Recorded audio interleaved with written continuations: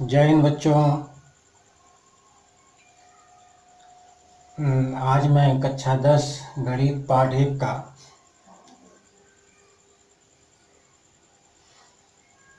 Euclid विभाजन प्रमेयिका के बारे में आप सबको बताएंगे। इसके पहले हमने आप सबको प्राकृतिक संख्या के बारे में बताया था कि प्राकृतिक संख्या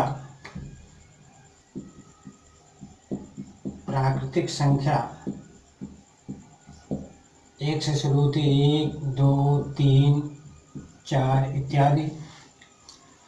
सबसे छोटी प्राकृतिक संख्या 1 होती है और सबसे बड़ी प्राकृतिक संख्या अनंत होती है। इसके बाद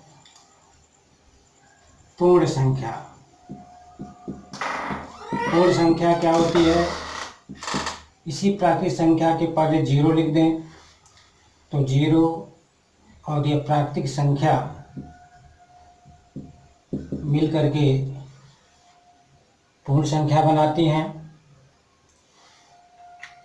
पूर्णांक के बारे में हमने पहले बता चुका है। पूर्णांक 3 प्रकार के होते हैं: धन पूर्णांक, ऋण पूर्णांक और शून्य पूर्णांक। परिमेय संख्या के बारे में बता चुके हैं, अपरिमेय संख्या के बारे में बता चुके हैं और वास्तविक संख्या के बारे में भी बता चुके हैं पिछले वीडियो में। अब हम आपको आज बताएंगे यूक्लिड विभाजन प्रमेयिका। यूक्लिड यूनान के एक महान गणितज्ञ थे। इन्हें ज्यामिति का जनक भी कहा जाता है।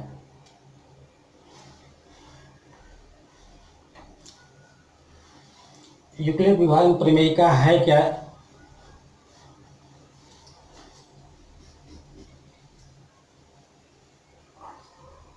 यूक्लिड विभाजन प्रमेयिका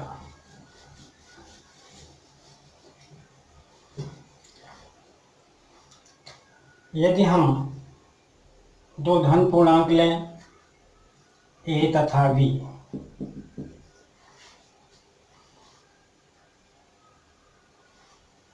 अब a में b से भाग दें, a भागे b। यदि हम मान लें कि q बार जा रहा है और r शेष बच रहा है, तो हम इसको लिख सकते हैं a बराबर b क्यू प्लस r। ये आपको समझ में नहीं आया होगा। एक बार फिर देखिए, हमने कहा यहाँ पे a तथा b दो धन पूर्णांक हैं। क्या है? दो धन पूर्णांक हैं। a और b क्या है? दो धन पूर्णांक हैं। इसको हम एग्जाम्पल की तरह से लें। सपोज हमने मान लिया 4, 5 दो धन पूर्णांक हैं। धन पूर्णांक के बारे में आप जानते हो, 1, 2, 3, 4 इत्यादि धन पूर्णांक होते हैं। हमने यहाँ दो धन पूर्णांक लिया, 4 और 5। अब यदि 5 में 4 का भाग दें तो कितनी बार जाता है? 4 एकम 4, क्या शेष बचा? 1। तो यहाँ हम लिख सकते हैं 5 बराबर 4 गुणे 1 अब प्लस ये जो शेषफल आया है 1। यदि हमने 7 भागे 4, दो धन पूर्णांक ले लिया, एक 4 और एक 7, तो 7 में 4 का भाग दें तो 4 इकाई 4, शेष कितना बचा? 3। तो यहाँ पे लिखेंगे, इसको लिखेंगे हम 7 बराबर 4 गुणे 1 अब प्लस शेषफल कितना आया? 3। और एग्जाम्पल लें,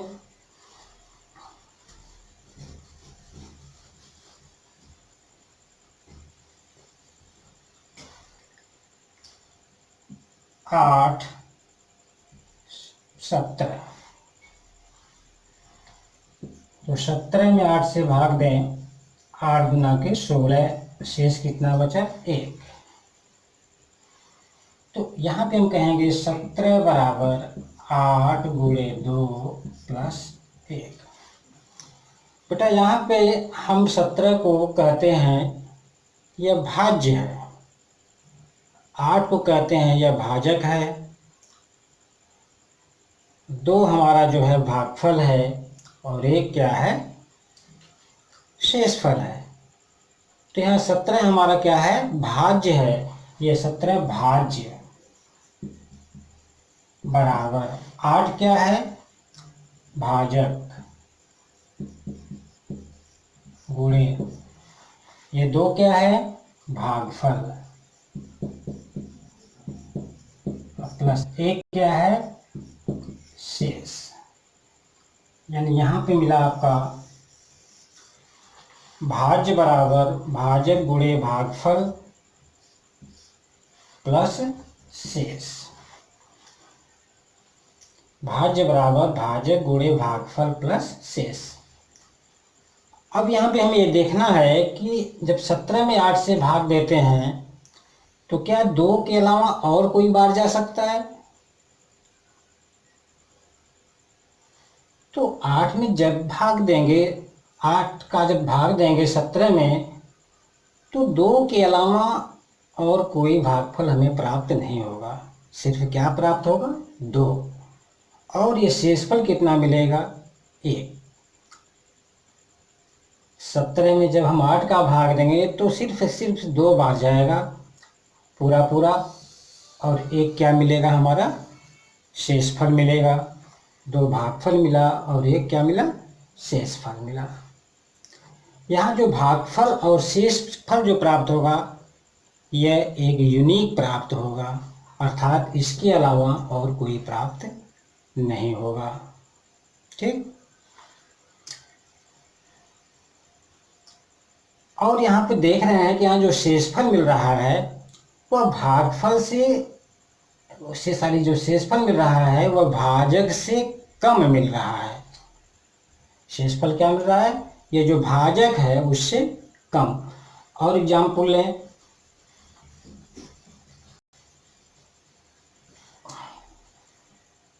सात 27, तो 27 भागे 7 कर दें, 7 जो 28 हो जाएगा, 7 तरीके 21 हो गया, शेष कितना बचा? शेष कितना बचा? 6। तो ये जो शेषफल मिल रहा है हमेशा इस भाजक से छोटा प्राप्त हो रहा है। शेषफल हमेशा भाजक से छोटा प्राप्त हो रहा है।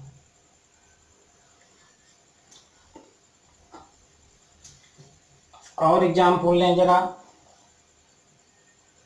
5 11। अब जरा हम 5 में 11 का भाग दे दें तो बोलो बेटा कितनी बार जाएगा? पूरा पूरा यहाँ भाग, यहाँ पे जो है पूर्ण संख्या आनी चाहिए। कितनी बार जाएगा? 0 बार जाएगा। तो 11 0 जा 0, 11 शून्य 0। अब 5 में 0 गया, कितना बचा? 5। तो यहाँ कितनी बार गया? 0 बार गया। शेषफल कितना मिला? 5 मिला। तो ये जो शेषफल मिल रहा है ये क्या मिल रहा है? 11 से कम, अर्थात भाजक से कम प्राप्त हो रहा है। बिल्कुल वही चीज़ यहाँ है। अब आप इसको देखें,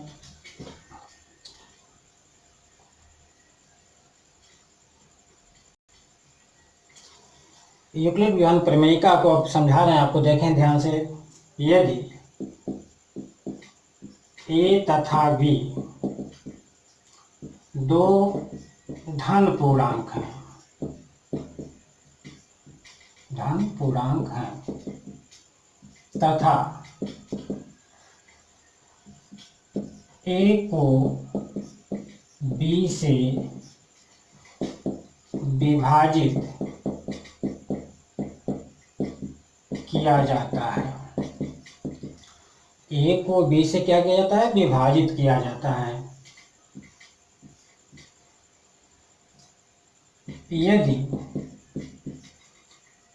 Q भागफल तथा शेष R हो तो अब देखो बेटा ए तथा बी दो धन पूर्णांक है। दो धन पूर्णांक माने अलग अलग हैं, धन पूर्णांक तो अलग अलग होंगे। ए को बी से विभाजित किया जाता है, ए को किससे विभाजित किया जाता है, बी से, यानी यह हमारा भाज्य है, ए भाज्य है और बी क्या है, भाजक। अब कह रहा है क्यू भागफल, भागफल कितना गया क्यू, और शेष कितना कर रहा है आर। तो अब आप बताओ यहां पर जो प्राप्त होगा बी का गुणा क्यू करने से आएगा, बी क्यू प्राप्त होगा।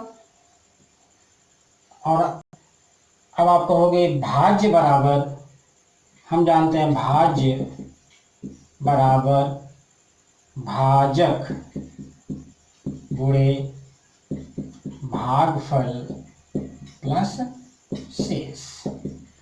भाज्य क्या है ए बराबर भाजक क्या है बी, भागफल क्या है क्यू और प्लस आर। अब आप बताओ ये आर का मान जो होगा वह किससे कम होगा, बी से। तो R less than B, R का मान जब भी होगा बी से छोटा होगा। और किससे बड़ा होगा, आर यहाँ पे जो आएगा वो या तो शून्य आ सकता है या शून्य से बड़ा आ सकता है, या तो शून्य या शून्य से बड़ा, यानी आर का मान बड़ा होगा या बराबर होगा किसके, शून्य के।